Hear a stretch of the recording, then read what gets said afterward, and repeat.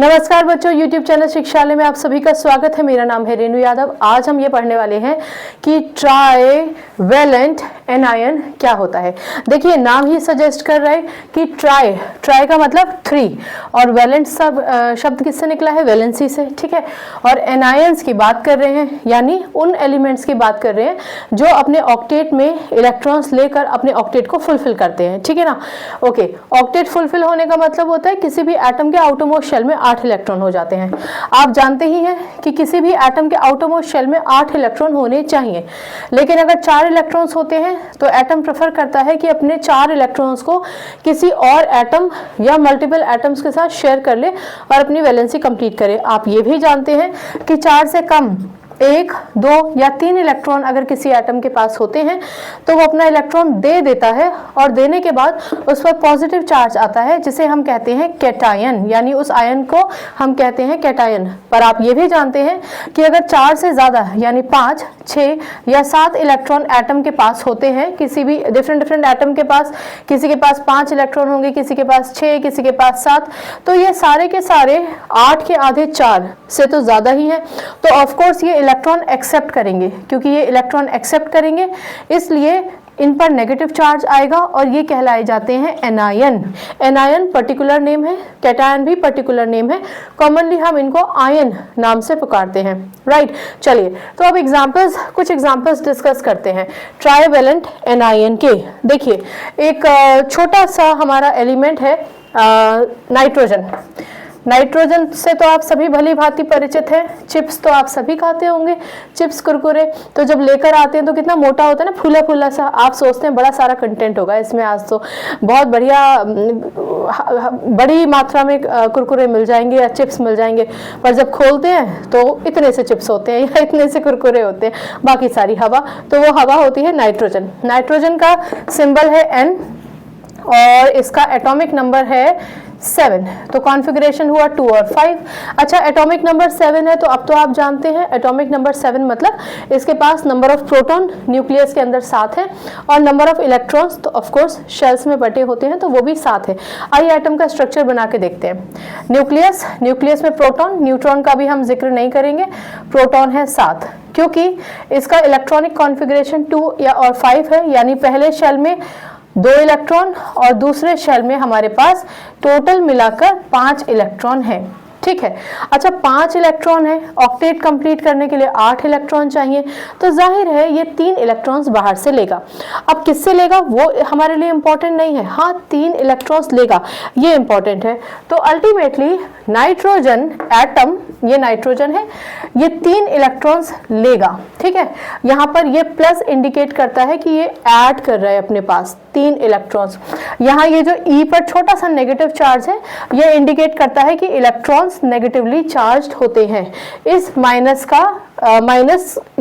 Symbol नहीं है, ये इलेक्ट्रॉन के नेगेटिव कैरेक्टर को दर्शाता है। क्योंकि नाइट्रोजन एटम ने 3 इलेक्ट्रॉन ले लिए हैं इसलिए अब नाइट्रोजन पर आ जाएगा चार्जेस नेगेटिव आएंगे, क्योंकि 3 इलेक्ट्रॉन लिए हैं तो 3 नेगेटिव चार्ज आ जाएगा, ठीक है। आप भली बात ही जानते हैं कि जब तक कोई एलिमेंट अपने इलेक्ट्रॉन देता या लेता नहीं है तब तक वो कहलाया जाता है एटम, यानी ये है नाइट्रोजन का एटम। लेकिन अब नाइट्रोजन ने 3 इलेक्ट्रॉन्स ले लिए हैं इसलिए ये कहलाया जाएगा एनायन, पर्टिकुलरली एनायन और स्पेसिफिकली एनायन, जनरली हम इसको आयन कहते हैं, ठीक है। तो अब अगर आपसे पूछा जाए कि नाइट्रोजन की वैलेंसी कितनी है तो आप कहेंगे कि नाइट्रोजन की वैलेंसी है 3। हालांकि मैं आपसे कहती हूँ कि वैलेंसी के साथ प्लस या माइनस नहीं लगाते हैं, फॉर्मूला बनाएंगे तो जानेंगे, लेकिन अगर आप किताब में पढ़ते हैं कि नाइट्रोजन की वैलेंसी -3 है तो आप ये समझ जाइए कि नाइट्रोजन एक ऐसा एलिमेंट है जो इलेक्ट्रॉन गेन करता है। छोटा सा पॉज लीजिए और याद कीजिए, कल के लेक्चर में हमने ये डिस्कस किया था, उससे पहले भी डिस्कस किया था कि वो एलिमेंट्स जो इलेक्ट्रॉन्स लेते हैं अपना ऑक्टेट कंप्लीट करने के लिए वो नॉन मेटल्स होते हैं, ठीक है, और जो एलिमेंट्स अपने इलेक्ट्रॉन्स दे देते हैं वो मेटल्स होते हैं। इसका मतलब नाइट्रोजन एक नॉन मेटल है, नॉन मेटल ग्रुप में इसको हम कैटेगराइज करते हैं, राइट। तो अल्टीमेटली आपने जाना कि ये जो नाइट्रोजन एटम था जिस पर अब नाइट्रेट ये चार्जेस आ गए हैं 3 नेगेटिव, ये एक एनायन हो गया है। अच्छा, इस एनायन का नाम होता है नाइट्राइड, ठीक है ना, नाइट्राइड 3 नेगेटिव। क्लियर हो गया। एक छोटा सा एग्जांपल और सुनिए। फॉस्फोरस, एटॉमिक नंबर है 15, कॉन्फ़िगरेशन 285, 8 और 2 10 और 5 15। तो ये भी तो इसी कैटेगरी में आ रहा है, इसको भी 3 इलेक्ट्रॉन्स चाहिए। यानी ना केवल नाइट्रोजन और फॉस्फोरस बल्कि जितने भी एलिमेंट्स हैं जिनके आउटर मोस्ट शेल में 5 इलेक्ट्रॉन हैं, वो कोशिश करेंगे कि इलेक्ट्रॉन गेन कर लें और इलेक्ट्रॉन गेन करके अपना ऑक्टेट कंप्लीट करें। क्योंकि 5 इलेक्ट्रॉन है तो इनको 8 बनने के लिए 3 इलेक्ट्रॉन्स की जरूरत होती है। इसीलिए ये सारे के सारे कहलाए जाते हैं ट्राईवैलेंट एनायन। ट्राई क्योंकि इनकी वैलेंसी 3 है, वैलेंट क्योंकि वैलेंसी से निकला है वैलेंट। एनायन हर वो एलिमेंट जो इलेक्ट्रॉन गेन करता है उस पर नेगेटिव चार्ज आता है और उस नेगेटिव चार्ज वाले आयन को हम कहते हैं एनायन। इतना समझ में आ गया। तो अब देखिए ये तो था फॉस्फोरस, ये तो फॉस्फोरस था, लेकिन फॉस्फोरस ने जब 3 इलेक्ट्रॉन गेन कर लिए तो इस पर 3 नेगेटिव चार्ज आ गया।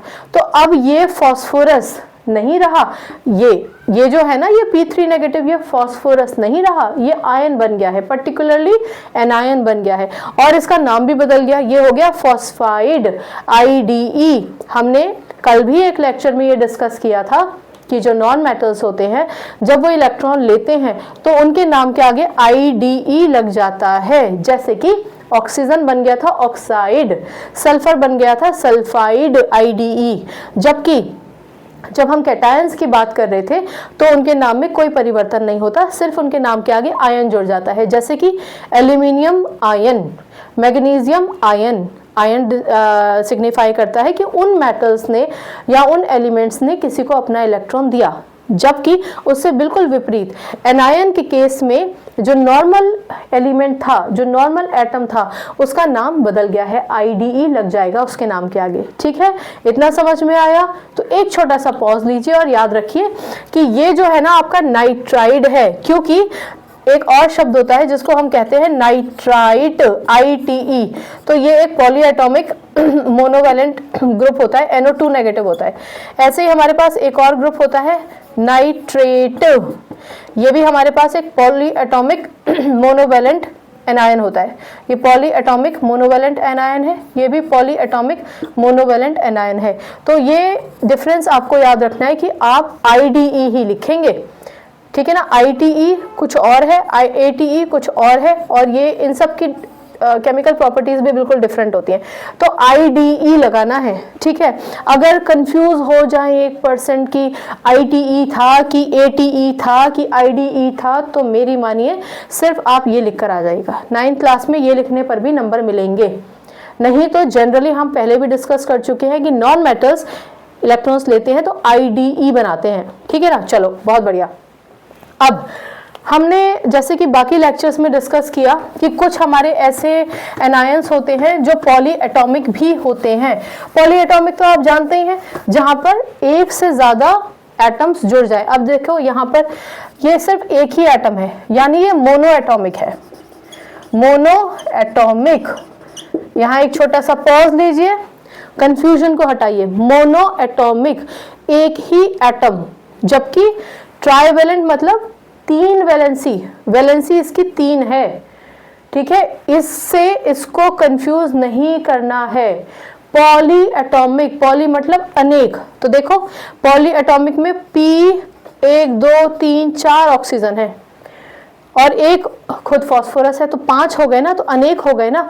इसलिए पॉलीएटॉमिक, एटॉमिक का मतलब एटम्स, पॉली का मतलब अनेक, और आयन हम कॉमनली आयन बोल देते हैं, लेकिन जिस पे नेगेटिव चार्ज होता है उसको हम एनायन ही कहते हैं। तो पॉलीएटॉमिक एनायन या पॉलीएटॉमिक आयन आप उसको बोल सकते हैं।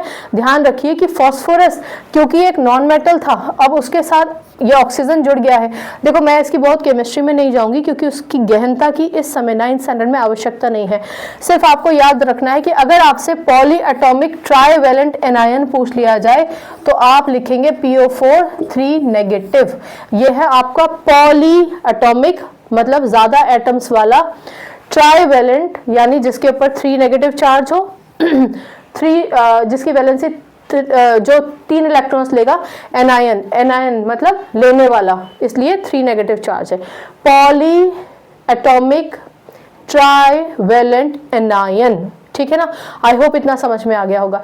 तो यहाँ पर हमारा जो कैटेगराइजेशन था कैटायन का और एनायन का वो खत्म होता है। अब हम ये जानेंगे कि आखिरकार हम एक मेटल और एक नॉन मेटल के कॉम्बिनेशन से अमूमन एक मेटल और एक नॉन मेटल ही कंबाइन करके एक कंपाउंड बनाते हैं। तो हम ये पढ़ेंगे कि आखिरकार किस तरीके से एक फॉर्मूला बनाया जाता है, ठीक है ना। कंपाउंड क्या होता है, फॉर्मूला क्या होता है, वो भी हम डिस्कस करेंगे। हालांकि आपको एक हिंट हो ही गया होगा अब तक अगर आपने लेक्चर्स को ध्यान से सुना होगा तो। Okay fine. तो आज के इस लेक्चर से आपने क्या सीखा? आपने सीखा कि ट्राइवेलेंट एनायन वो पर्टिकुलर एलिमेंट्स होते हैं जिनको 3 इलेक्ट्रॉन्स की जरूरत होती है। वो 3 इलेक्ट्रॉन्स एक्सेप्ट करते हैं और अपना ऑक्टेट कंप्लीट करते हैं। क्योंकि वो 3 इलेक्ट्रॉन्स लेते हैं इसलिए उन पर 3 नेगेटिव चार्ज आ जाता है। क्योंकि इलेक्ट्रॉन्स लेने वाले जो एटम्स होते हैं वो आयंस तो होते हैं जनरली, लेकिन पर्टिकुलरली हम उनको एनायंस कहते हैं। आपको ये भी याद रखना है कि एनायंस नॉर्मली नॉन मेटल्स ही बनाते हैं, क्योंकि नॉन मेटल्स के आउटरमोस्ट शेल में ही इलेक्ट्रॉन्स की कमी होती है। और आपने ये भी जाना कि जब नॉन मेटल्स आयंस में कन्वर्ट हो जाते हैं, एनायंस में कन्वर्ट हो जाते हैं, तो उनका नाम बदल जाता है। नाइट्रोजन नाइट्रोजन नहीं होगा, अब वो नाइट्राइड कहलाया जाएगा। फॉस्फोरस फॉस्फोरस नहीं रहेगा, अब वो फॉस्फाइड कहलाया जाएगा। अगर केवल नाइट्राइड और केवल फॉस्फाइड ही आप कहीं पढ़ते हैं तो आप समझ जाइए कि आप एक आयन की बात कर रहे हैं, पर्टिकुलरली एनायन की बात कर रहे हैं। नहीं तो आप नाइट्राइड आयन या फॉस्फाइड आयन के तौर पे तो पढ़ेंगे ही किताबों में, ठीक है ना। मैं आपको फिर याद दिला दूं कि हालांकि मैं आपसे कहती हूं कि वैलेंसी को हम कैटेगराइजेशन नहीं करते हैं, +1 या +2 करके नहीं पढ़ते, पर अगर आप किताब में कहीं पढ़े कि वैलेंसी -3 है या वैलेंसी +1 है या वैलेंसी -2 है, व्हाटएवर, ठीक है ना, तो आप कंफ्यूज मत हो जाइए, मॉडल अप मत हो जाइए। आप खुद ब खुद धीरे धीरे सब समझ जाएंगे कि कौन प्लस है और कौन माइनस है। आपको उसका रेक्टिफिकेशन करने की जरूरत नहीं पड़ेगी। और जो मैं आपसे कहती हूँ प्लस और माइनस में वैलेंसी का भेद नहीं होता, वो भी आप समझ पाएंगे, ठीक है। आज के इस लेक्चर में इतना ही। अगली बार मिलने तक अपना ख्याल रखिए, खुश रहिए, सकारात्मक रहिए, केमिस्ट्री से अपनी केमिस्ट्री अच्छी बनाइए, शिक्षा ले आइए और भैया सवाल पूछिए। अगर डाउट है तो दिमाग में मत रखिए, पूछिए। सिंपल, छोटा बड़ा जैसा भी डाउट है पूछिए, टीचर बहुत खुशी से आपको वो समझाएंगी। मैं ही नहीं, सारे टीचर्स ऐसा बिलीव करते हैं कि बच्चा पूछे तो हम उसको पूरा ज्ञान दे दें। अगर उसको कन्फ्यूजन है तो नए सिरे से समझ लीजिए, पर कन्फ्यूजन मत रखिए। नमस्कार।